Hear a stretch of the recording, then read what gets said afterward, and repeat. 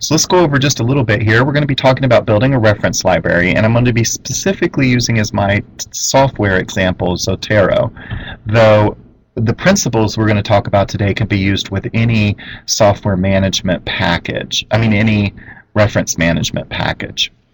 I am going to be doing some screen sharing. That can be somewhat bandwidth intensive. What you may see is that you may get a lag, and when Adobe Connect lags, what happens is sometimes you may hear the audio speed up and get really fast because your computer is catching up to the stream.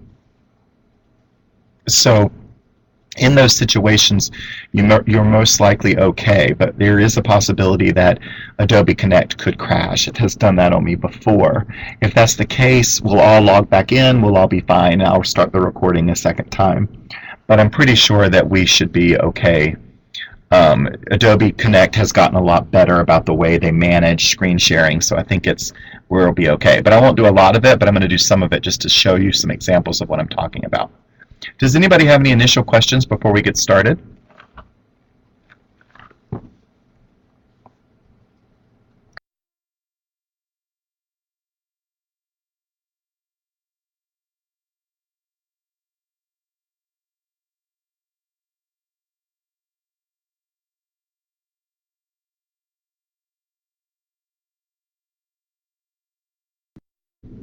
Okay, great. Thank you, and thank you all for answering. I really do appreciate that because it lets me know that everybody can still hear me and is still involved.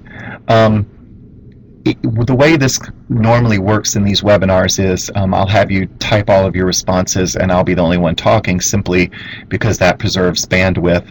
However, if you have a really long question and would like to respond with a mic, I can turn that on for you and allow you to talk and turn my mic off. But otherwise, just type in what you need to type in, and I will be monitoring for those questions, and I may pause to answer them in a few minutes after you ask them, but I want to get my point through before I stop to answer questions. And of course, we'll have a big question and answer session at the very end. So let's start rolling on here. Today we are going to be looking at citation and reference planning. Specifically at building a reference library. And what does that mean when you're building a reference library? We're also going to look at the current methods used, some of the different ways of managing citations and managing references. Not so much citations, but reference management is really what we're doing here. Taking notes, different note-taking methods. We'll talk about Zotero, and then we'll do some sample searches so that you can see how it would work in real life. So the first question I have for everyone is, before we start talking about references, how familiar are you with APA? So just vote here on this little poll, and from basically knowing nothing to being pretty good or being an expert.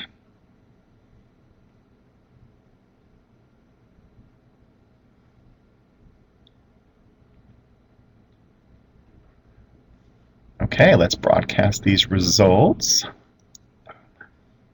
All right, perfect. Now we got everybody. I think 3, 4, 5. Yep. Okay, so basically we have people that are on the spectrum from good to very, very new to it. Let's explain a little bit about APA. APA is just one reference standard. There are many other ones, but it is a way of organizing references so that if someone is reading your paper, the citation will lead them to your reference table. The reference table will lead them to where they can find the article in the real world. That's the importance of APA. It's a map to your resources. It keeps you from plagiarizing, and it allows the reader to do further research on your topic if they want to follow up on your links from your citations to your references to the real world. APA also is a formatting style, and that is a whole nother issue altogether. We're not dealing with that today. We're just looking at citations and references. Citations are what goes in your paper. The reference is what goes at the end of the paper. The citation is a map to the references. The references are a map to the real world. And the references are the thing that is most important to get correct, and the thing that you want to manage when you're managing your research library. Okay. So let's close this out. All right. So the goal of any good researcher is that you should only have to read a research article once. If you're doing a paper, you may want to refer to the article on several occasions because you're thinking about it. But if you're working on your dissertation and you're working on a literature review or any paper that has more than 5 references, you don't want to be reading articles over and over again to get the information you need. So that means that you have to stay organized. For every article you read, you have to have notes, and those notes need to be accessible to you so that you can search for them or you can use them when you need to in your paper. The real goal here, especially when you get further along in your careers academically, is that you should be able to read an article one time, take notes on everything you need from the article, and then file it away, either electronically or in some other method. I prefer electronics because with electronics you can do searches and you can find information really quickly. But some people like old-fashioned folders with note cards, and that's also an acceptable way of organizing your research. When you get to the point of doing a dissertation or having any kind of complex research article, you'll often, in the planning phases, you're going to need to organize your research. So you're going to want to link together articles that are similar about a similar topic, and then you're going to want to plan how the topics go through your paper. So starting at point A, how are you going to build each research citation to make your point, and how are those points going to connect together so that when the reader finishes reading your work, they're like, oh, well, of course that makes sense. Now I understand why this is this, or now I understand more about this topic.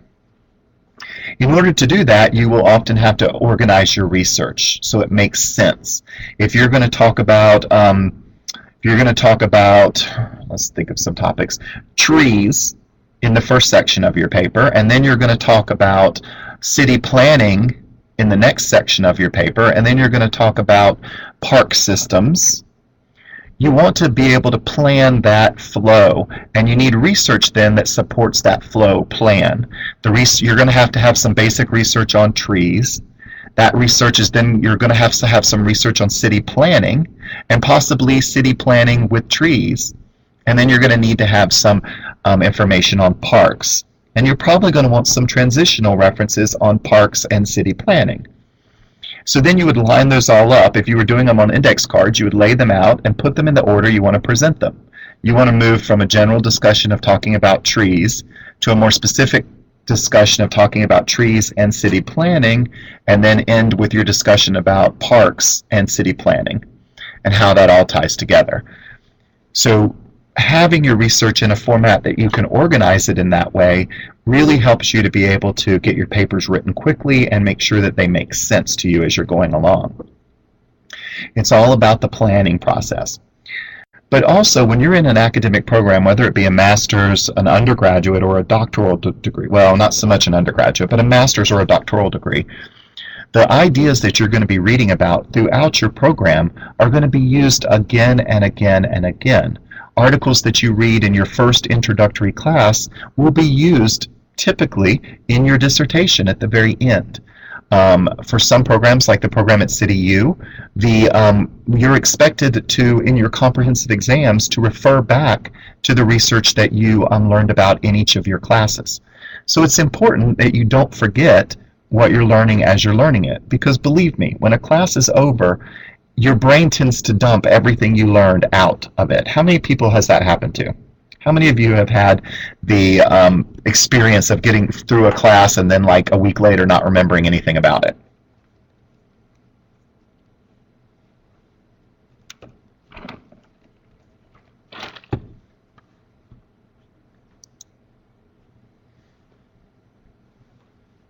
Oh, Cora, are you trying to talk? Hold on, I don't have my headphones on. What are you saying?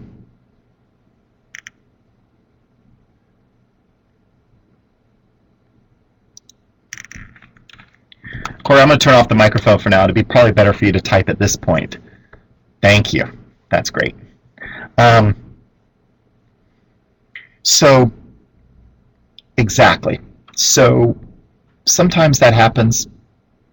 Sometimes it's always. And when the only thing that protects you from that is having a research library in which you have stored your articles and the notes you took from those articles so that later you can find them again. And this will help you even after you've graduated. I've written 2 papers now at City Youth using the research that was in my dissertation. That is all saved in my Zotero account. It has notes, and those notes are searchable. So if I'm writing about a new topic, say I'm writing about boundary management and mentorship, I can type the keyword mentorship, and any article I found that talked about mentorship will come up. Even if I didn't use that article in my dissertation, I kept the articles in my research library, so they're there for me again if I want to use them. And Tom, you make the point that you will remember something if it's building on something you're interested in, and that's very true. That tends to be the way that classes work. You'll often be able to, if it's a subject you love, you'll remember it throughout your entire program. If it's a subject you kind of don't like, you tend to forget it. But what I found is, especially when you're in a long program like a 2 or 3 year master's or a doctoral program that could be as long as 6 years, your tastes and ideas change. So while you may not have thought a class was important at the time you took it, later you'll be like, oh my God, I remember a long time ago I did something about this and I really need it now and I can't remember. So again, another good reason that keep a research library is that you will keep track of this throughout the time, and even for things you don't care about, you'll still have access to them later if it turns out that you suddenly need them.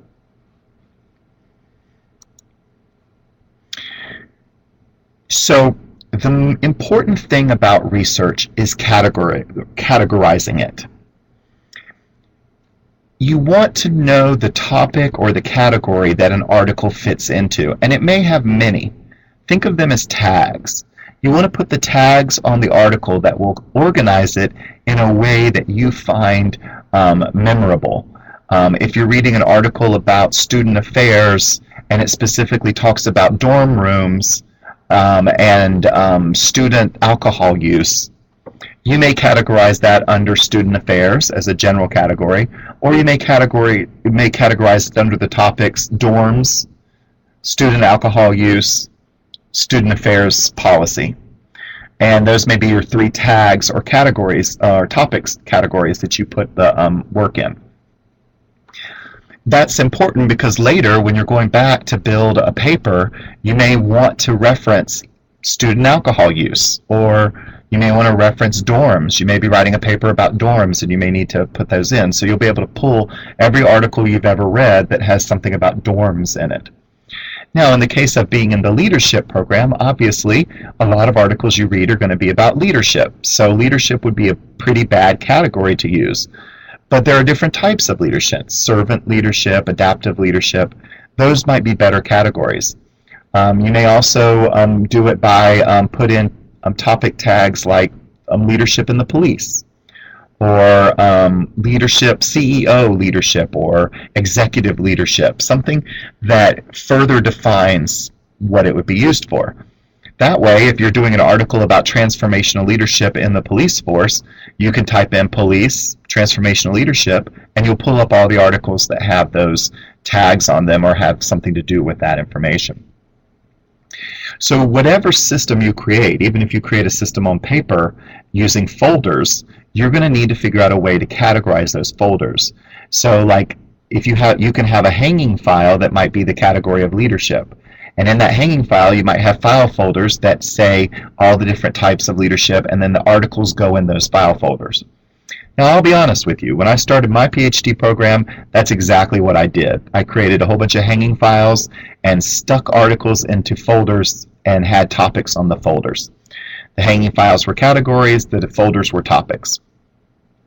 Needless to say, even though I had made notes and highlighted things in the articles, that was a super impractical way, because when it came time to write a paper, I would just have to pull the articles out on a particular topic and then have to go through each one a second time and find the notes that I had originally thought were important and then use those in my paper. So I was double, triple, quadruple dipping to look at those articles when I could have had them more electronically stored, which is what I came to later in my program. But whatever works for you works, and you shouldn't shy away from a system that works. And you may have to change it. I've changed the system that I've used to manage my references 3 times during the course of my 6 years in my PhD program. I finally found that Zotero is the one for me, and that's the one I'm most familiar with, which is why we're not doing EndNote or Mendeley tonight. Okay, so any questions so far?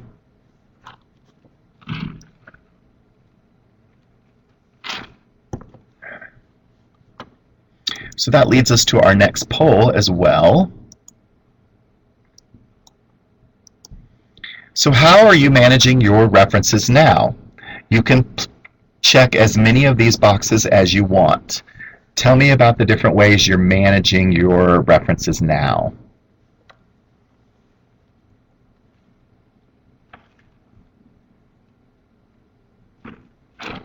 And there's no judgment here.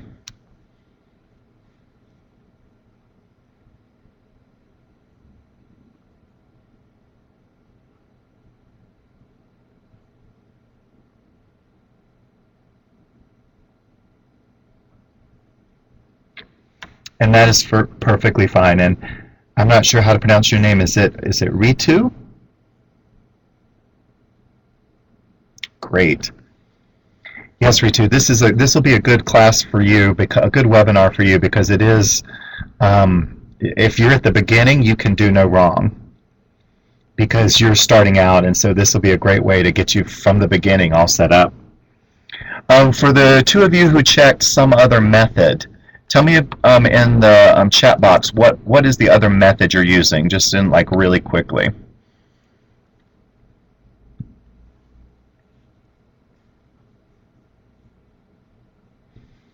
And Sophia, I know you're on a phone, so hopefully you're able to do all this on your phone as well. I don't know how good the app is for the phone, or at least it tells me you're on the phone.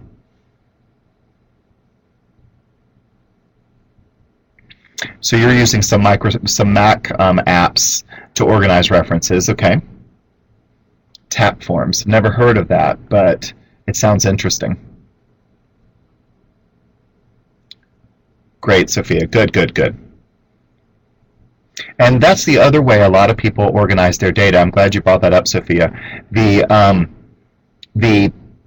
lot of people will just create folder hierarchies on their computer.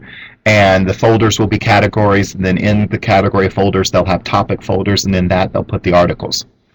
And that's really good if you want to find an article. It's as good as putting the papers in a file folder system or a database. Exactly, Tom. The database would be the same kind of principle. The problem is if you can't attach notes to that system, especially the electronic system, you'll again have to read the papers over again to see where you highlighted or what you found in the article that was important. And that's the only drawback to that system, is that it's really hard to put notes in. And notes, you'll see later, are the key here. Okay, so let's get rid of this. Moving on. Okay, we did the poll already.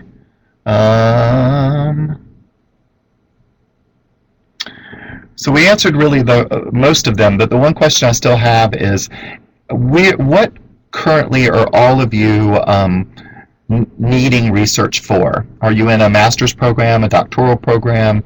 Are you just writing papers for school? Are you using it for work? Where are you at, just in a very vague, general kind of way?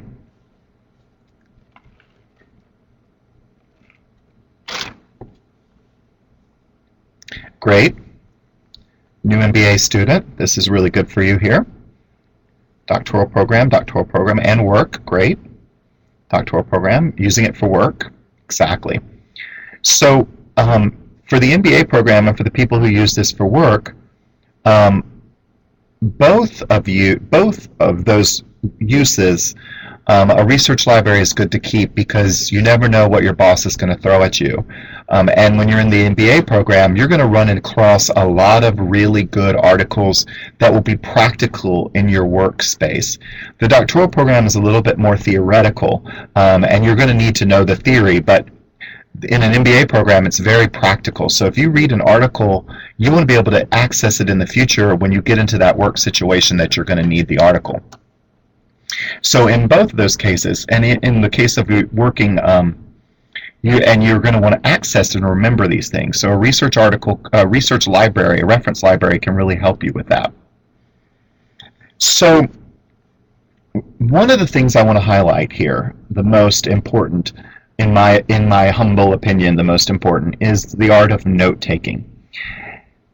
And we all, throughout your program, whether it be bachelor's, master's, or whatever, you end up taking notes. You take notes in class, you take notes on what you're reading in a book, you take notes on what you're reading in your journal article. But what happens to all of those notes? Where do all of those notes go? That's the important question there, because the notes need to be somewhere where you can access them. What that means is that in order for a note to really be effective, that note has to be somewhere that you can use it, some way that you can use it. When you take notes in class, you put those into a folder or to a notebook. But when that class is over, what happens to that notebook? If you're like me, you keep them, but they're in a box at the very bottom of my back of my closet. And if I needed to access a note from my master's program in counseling, I would have to dig out a box, dig through the box, and find the notes that I need. Not exactly the most practical way. Later on in my PhD program, I used to take electronic notes. So I used my Mac to create a Word notebook, and then in that Word notebook I typed all my notes. That made them searchable. Later, when I got an iPad, I used the Notes app, or actually I downloaded a special Notes app that allowed me to put in pictures and audio, which was really great because if a professor was saying something really important, I could record it and keep that in the note. But all of those different ways of taking notes were searchable. And that is the most important part of your note-taking. I recommend highly that your notes are in an electronic format that can be searched. Even if you just create one long Word document and just type everything you ever know into it, that's fine. I recommend highly using an iPad.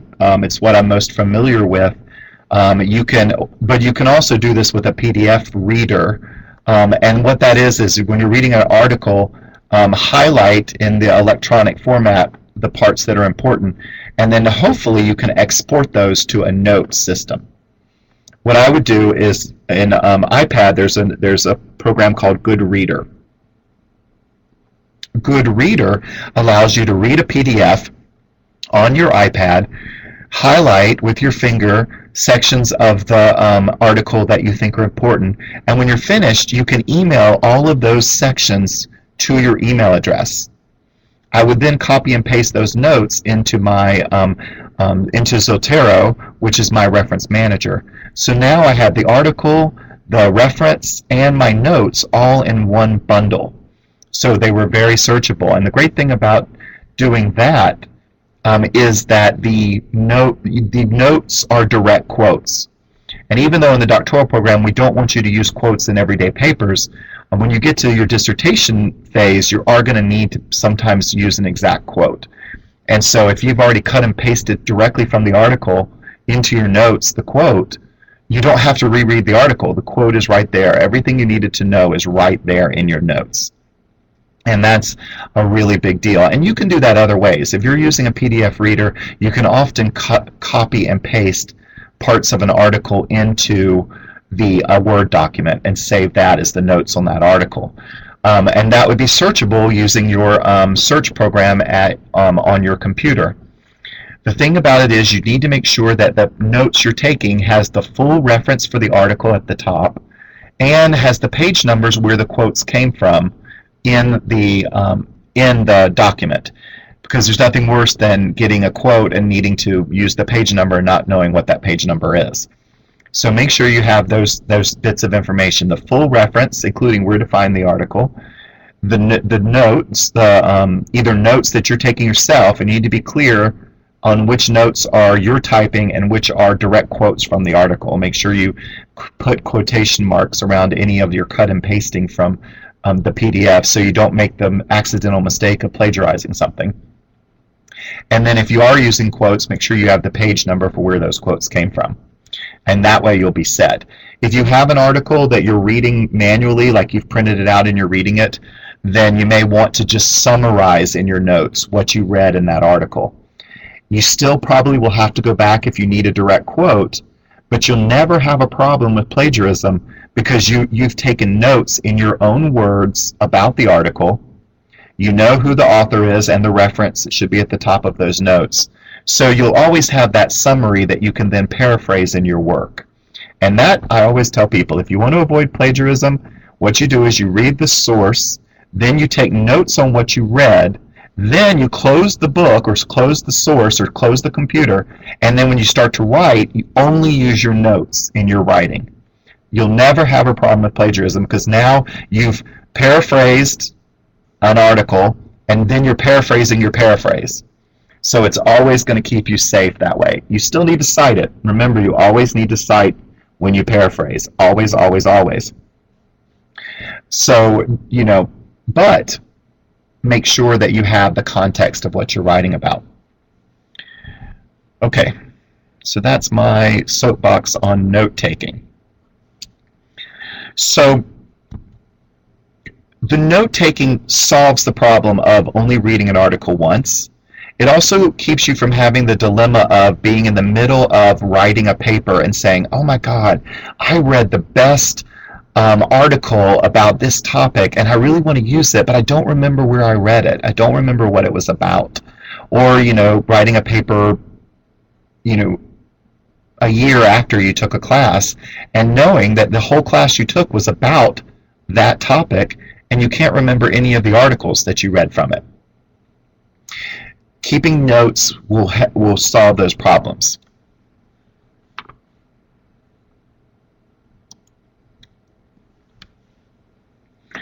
So the important aspects of building a research library are to have accurate references for the APA format. Now, for all of you who use Word, here's a warning. The old computer adage, garbage in, garbage out, really applies here. When you import the citation, if it imports wrong, if it puts data in the wrong place, if it imports that article, a journal article as a book, you're going to have a bad reference. So there's no substitution for knowing APA and being able to check your references. And I always tell students, APA is an exact format. It really has 4 parts to it. It has a part for the author, it has a part for the year of publication, has a part for the title, and it has a part for where to find the article, either the publisher, the journal, the website, where does the article live. Those are the 4 parts. Every single APA citation has those 4 parts. There is no exception. And if you're looking at an APA article, if you're looking at an APA citation for a journal and you look down at your next APA citation for a journal and they look different, you've done something wrong. One of those 2 is not right because a journal should look exactly like the next journal, should look like the next journal, and every journal you've ever going to reference for the rest of your life. A book will look like a book, and every book you do will look the same. The only exception is if there are editors, then that is a little bit different, but every edited book will look exactly the same. When you get to the web, that gets a little quirky, and there's a few problems and stuff with that, but that's for another webinar. Actually, the next webinar I'm doing is a webinar on APA. I'll probably do that next month. So I will go over the intricacies and craziness of website references. Okay, so I don't remember where I was when I went off on that rant. Let's see. Okay, so when you do your research library, when you do your reference library, okay, I remember where I was now. Thank you, Tom. When you do your reference library, you want to make sure that the references are in categories, and those categories can be somewhat fluid. So you may have a reference in several different categories. You may have articles in multiple folders, so to speak. And that was the big problem I had when I was using paper. How do you split an article when when half of the article may be about trees and the other half may be about city planning, or the article is about both city planning and trees? Do you make a new folder for both, or do you put it in the tree folder, or do you put it in the city planning folder? And so when you're doing it electronically, you have the choice to just copy it into another folder. And I really highly recommend that. Make sure that if an article refers to many different areas and you're using folders on your computer, all of those folders have a copy of that article in it, because you don't want to get to the point where you're missing using a great article because it's in the folder that doesn't have anything to do with the subject you're using. It's very important to have keywords and notes, and those need to be electronic. It makes the article searchable. If you have a Mac, you can click on it. So you take notes on an article, you can click and add tags to those. I believe that Windows computers can do the same thing now. Does anybody know that for sure? Can you tag a file in Windows?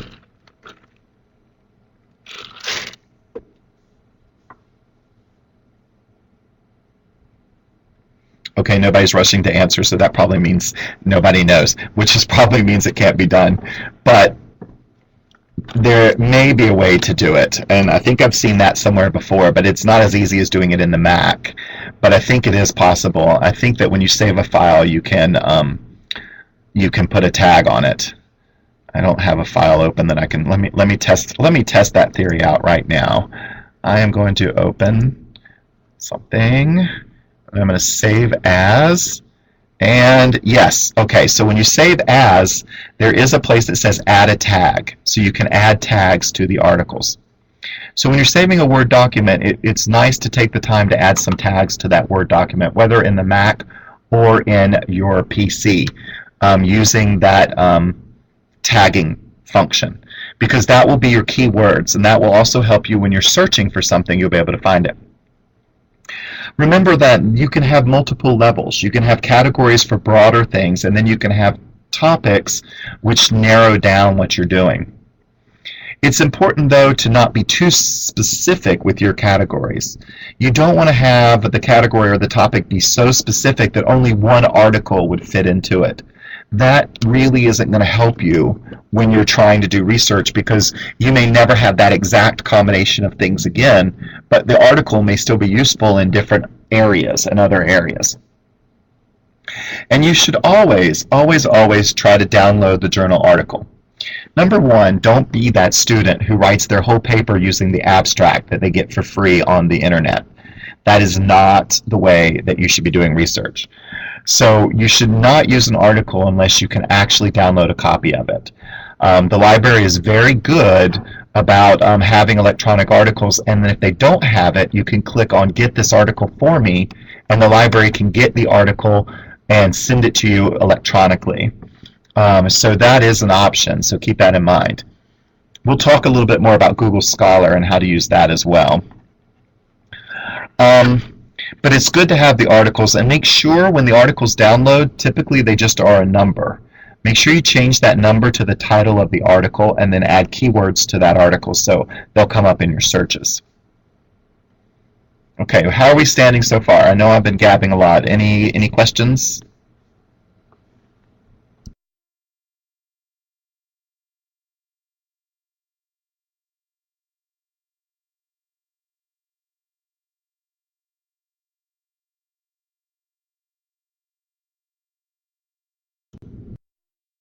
Okay, awesome. So now what I'm going to do is I'm going to show you an example of a free reference library manager called Zotero. Zotero is a free either addition to the Firefox browser, or it's a standalone program now. So you can actually download it for free, and it's a program on your computer. And I believe they have that for Windows and for Mac. Well, I know they have it for Mac because I have it on my Mac at home. So this either using the standalone program or using the Firefox interface is pretty similar of an experience. And they can both be backed up online for free. And the online backups will sync between all of your computers. So my Zotero file here at work on my Firefox browser is the same Zotero file that I have at home. All of my articles at home are here, and vice versa. Any article I add here goes to my house. Good, Ritu. I'm glad that it is available on Windows. I thought it was. Chris, you have to sign up, basically register with Zotero, and that gives you a free account. And then basically you sync to that registered account, and it uploads all of the citations, all of your notes, and it also uploads the article. You then, when you go to another computer platform, you sign in, and it will sync that library up so that it's all sunk together, it's all put together. I believe there's also an app for your iPhone and your iPad for Zotero that will also have all of your references available as well. It's a very good interconnected system, and again, it's all free. You can obviously put a donate, but you don't have to pay.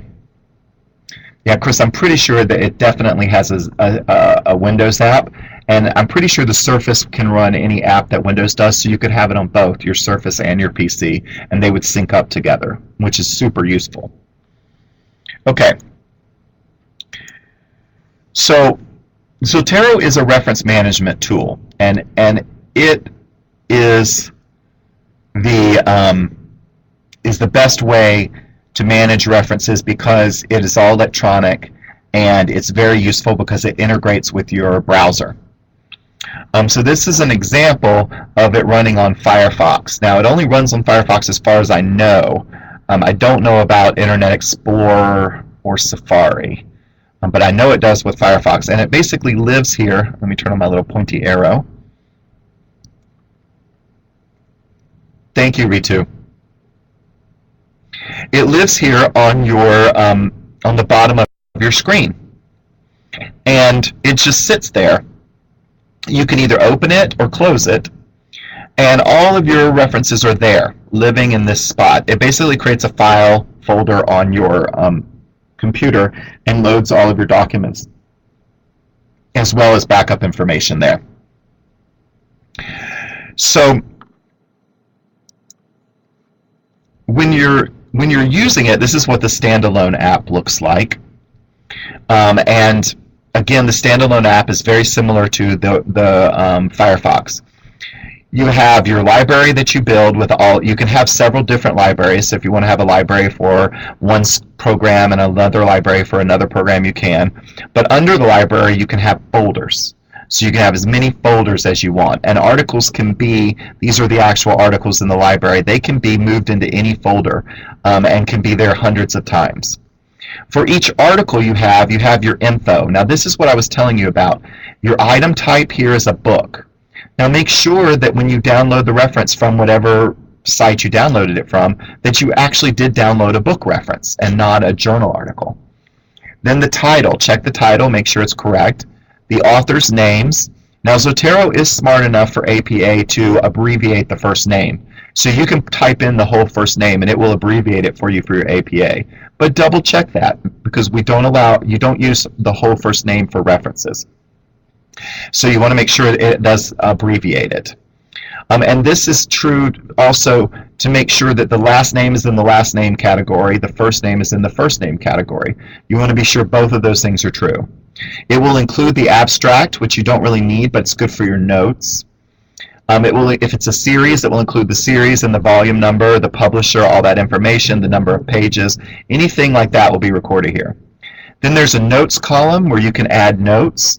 There's tags where you can add tags. And then related is where you would attach the actual document. And I'll show you more about that in a minute.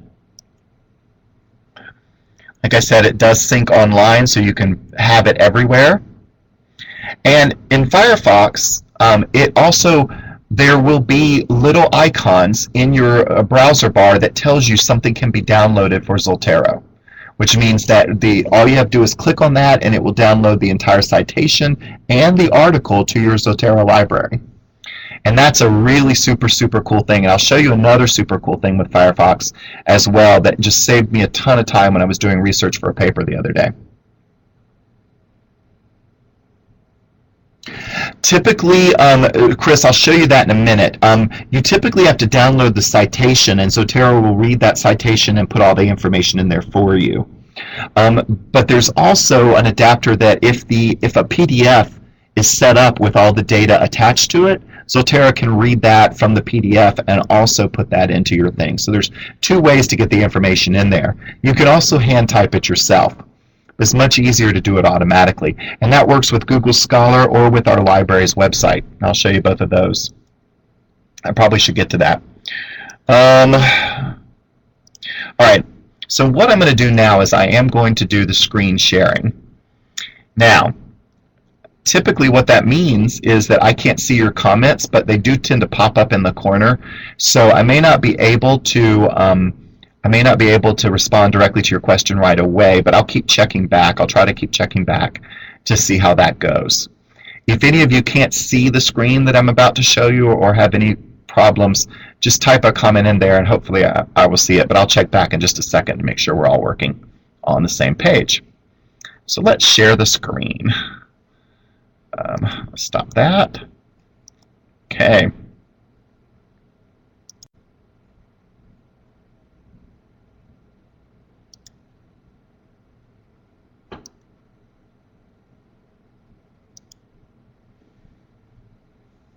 Oh, good. I have a little mini thing now. That's new. Okay. So can everyone see this? That right now we're on Google Scholar, and at the bottom is Zotero activated. Can everyone see that?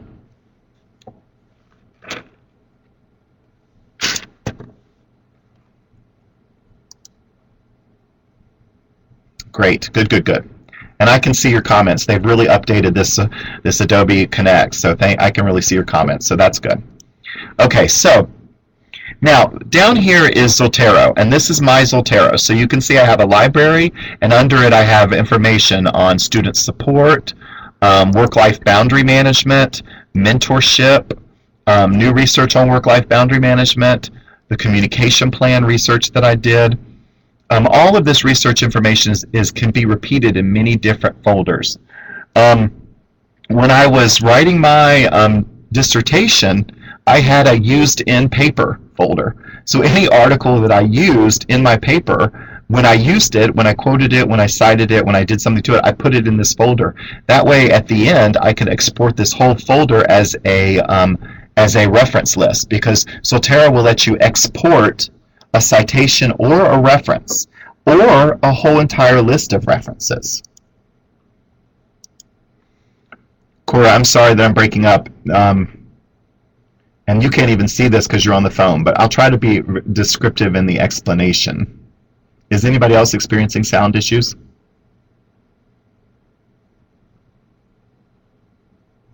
Okay, good. Okay. Okay, good. Okay. So Zotero here has a list of file folders, and there are articles connected to those. Now let's look at a particular article. So this is Competing Paradigms in Qualitative Research. So the publication is the Handbook of Qualitative Research, volume, pages, date, article title, everything you would need for a citation from this. Now, if I have notes on it, those notes are here. This is what the notes look like. These were exported from, Chris, to get on Google Scholar, you just go to Google and you can just type Google Scholar and it will come up as a separate web page. But I've covered it up now with the Zotero, so I'll go back to it in a second and show it to you. So over here on the right side, you see I have my notes. These were exported from Goodreader, and then I copied and pasted them into here. Shows me the page the notes were on, and these are the actual text from the PDF. Now you can see the PDF text sometimes is broken up, and if I was to use this in my article, I would have to retype it to make sure that it was correct. But I have everything I need. So hermeneutical and dialectical, variable personal intramits, nature of social construction suggests blah, blah, blah, blah, blah. If I do a search in the search field for any of this information, this article will pop up. And that's the thing that is the most important, is that this article will actually pop up when I search for it. So let's go up here and do that. Let's go over here, let's, for example, and say I want to learn about boundaries. If I can spell it right. Boundaries. Okay, so now what you see over here is everything that talks about boundaries in my entire research library. Now you can see my dissertation was on boundaries, so I have a lot of articles. With these articles, there are notes, and so the notes might have stuff about boundaries in them, or the article may be about boundaries, it may be in the title, or it could be in the PDF, because the PDFs can be indexed, so all of them, they can be read as well.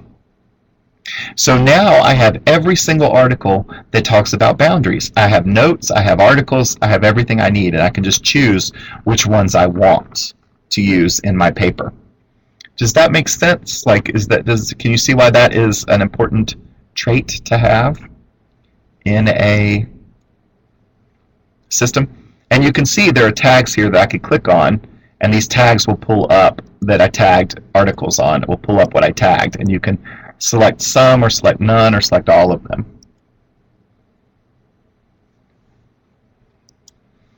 And Cora, hopefully I'm explaining this to you. You can't see it because you're on the phone, is that right? I'll try to make sure I'm a little bit more descriptive in my explanations.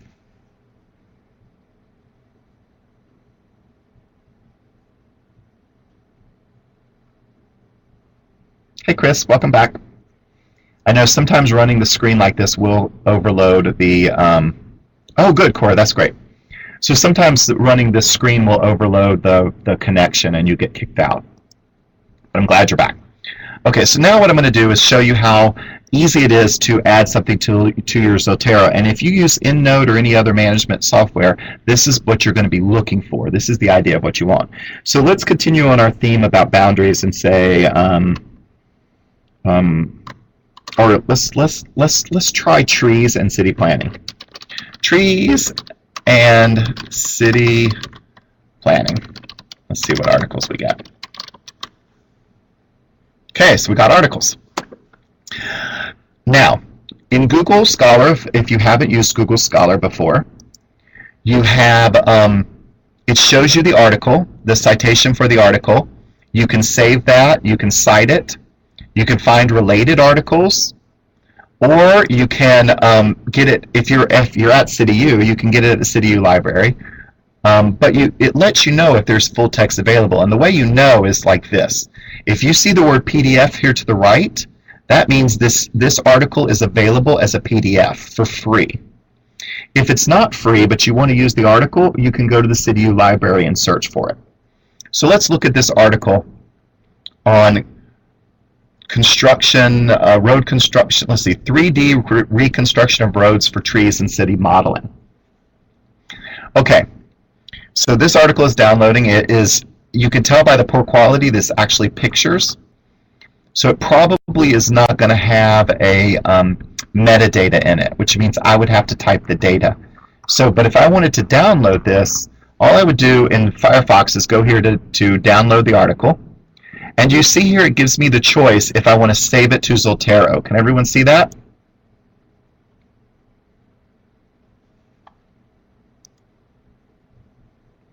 Great. Now, you also want to check the box that says retrieve the metadata. The metadata is words that are put in the file to tell you who the author is, where it was published, and that kind of stuff. So you want to do that. You hit OK. Now, bang. The article has been imported. But what it's telling me now is there is no metadata. There's no way they can find the author and everything. So what this means is it's just imported the PDF. And if you look over here to the right, the only information that's available is where the file came from. Now it's also uploading the file to my my account. But there's nothing else in here. There's no citation for that. But at least I captured the file. I could type in a citation on my own. Let's find a better file. Okay, so comprehensive green space planning. I bet that. Oh, nope, that's not going to display. Hold on, let's see if we can get it to display. There we go. What is this one? Boom, boom, boom. So birth of city planning in the United States. Okay, that looks pretty good. It looks fairly new. I think that you can highlight the text and probably copy it. So let's try downloading that and see what we get. Save it to Zotero, retrieve the metadata. First it saves the link to the file, so that's the first thing it does. Then it actually downloads the file. Then it scans the file for metadata. That's what it's doing now. There's no metadata here, so it can't pull this one up either. So that's just not fun at all. Let's see. All right, let's find something I know I can find metadata on. Oops, spelled that wrong. Okay. Telecommuting and boundary management. Let's look at this one. Oh yeah, this one will have metadata on it. So I'm going to download this one. Obviously, I am downloading a ton of stuff to my library. It's pulling up the metadata. And what does it find? Bum, bum, bum. It found the metadata. Okay, so now, good. This is a good one. So we have this article right here. You can see that it found the title, it found the authors, the journal, all the information. That automatically populated here. The DOI number, which is very important, the URL of the website, everything is right here. And it should attach the article to it, too. See, maybe it did it here. Oh, no. Here. The article is right here. So now you have the article, it's attached to your citation, and you could add notes or you could add anything you wanted to add to that as well. Isn't that wonderful and convenient? Now, the other way of doing this, the other way of getting a citation into your Zotero is just clicking the Cite button on Google Scholar. It will ask you, do you want APA, MLA, or Chicago? We always want APA because that's what we use in the program. Then you need to download it to your Zotero. Now, as long as Zotero is the only program you have on your computer, you can click pretty much any of these and it will add it to Zotero. Let's click EndNote. Now, Zotero knows that whenever I try to download something with EndNote, it will save it as a Zotero citation. And so let's see, what is it? Potero, yeah. Yeah, okay, so it saved it here. So you can see that it has the title, the author, the journal, all the information from that is saved here. You're all set. Now, it didn't save the DOI or the URL because basically this doesn't have that. So Tom, you can save as EndNote, and as long as EndNote is installed on your computer, Zotero will know you're trying to download a citation and will steal it from the EndNote. So Zotero, there's very seldom a Save as Zotero button. Instead, you're probably going to need to do Save as EndNote, but you can also do Save as Bibliotext. Either one will actually work. And if you're in the Firefox browser, then Zotero will automatically snatch it. The other thing you can do is you can type see this little wand here? You can type the ISBN, the DOI number, and Zotero will look it up on an international database and will pull it up for you. So that's another way to do it. But you see how it's easy to add the PDF. Now let's go to the library. So in the library, I'm doing an academic search complete. I want to choose my databases, so I'm going to choose all of them because it may take a little longer, but at least I won't not have an article. And then let's type in boundary management. Boundary management and telecommuting.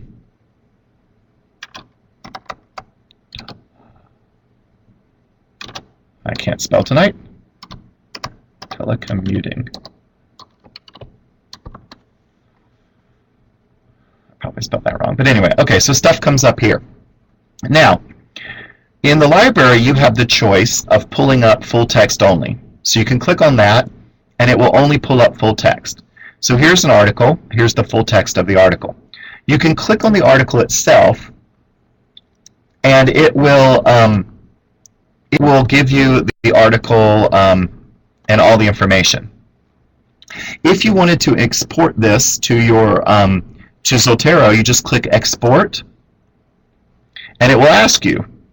Right here it says Zotero as one of your choices. You just click on that, hit Save, and it exports it to Zotero right here.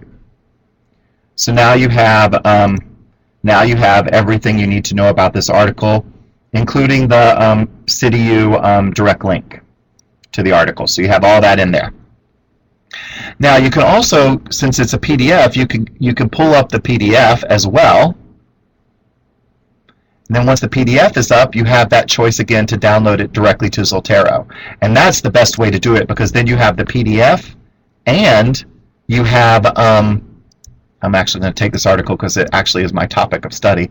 You have the PDF and you have the citation. Now you can also, yourself, you can also add an attachment. So if you download the PDF separately, you can add it to a citation that you've downloaded another way. Okay, so you can see that the first one did not download, it only downloaded the citation. The second one, since I downloaded it from the PDF, also downloaded the PDF. But I could have also downloaded the citation and then just downloaded the PDF separately. Okay, so we are switching our maximum time here. Let's go back to here. Okay. So that was a quick and dirty overview of it all. My important points of this webinar was to make sure that you understood that you need to have a searchable research library that's electronic, that can preserve every article you read in the course of your study from the beginning to the very end. Because then when you graduate, you have a comprehensive database.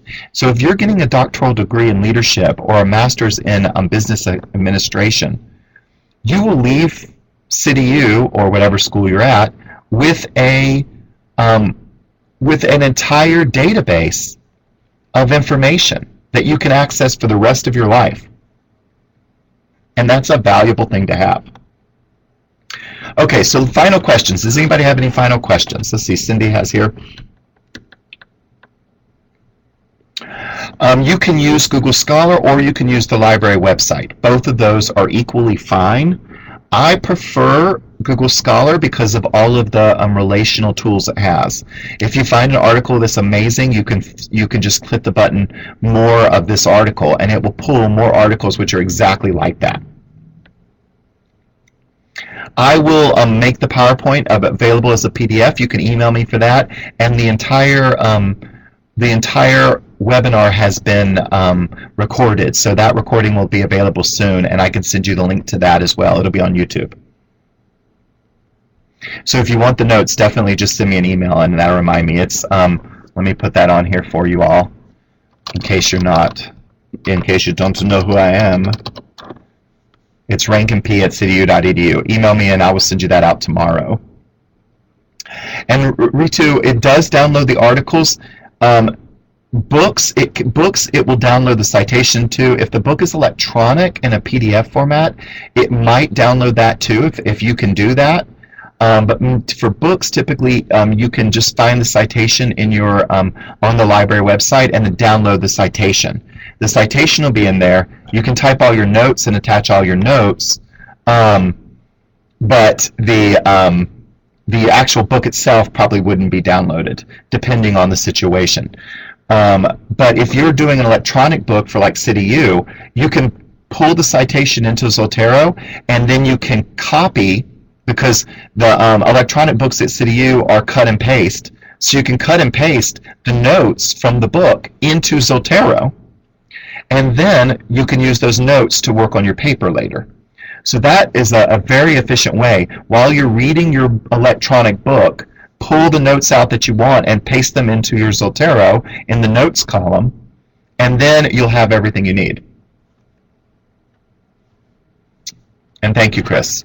I know that you know who I am. All right, everyone, that is all we have for the evening. Thank you so much.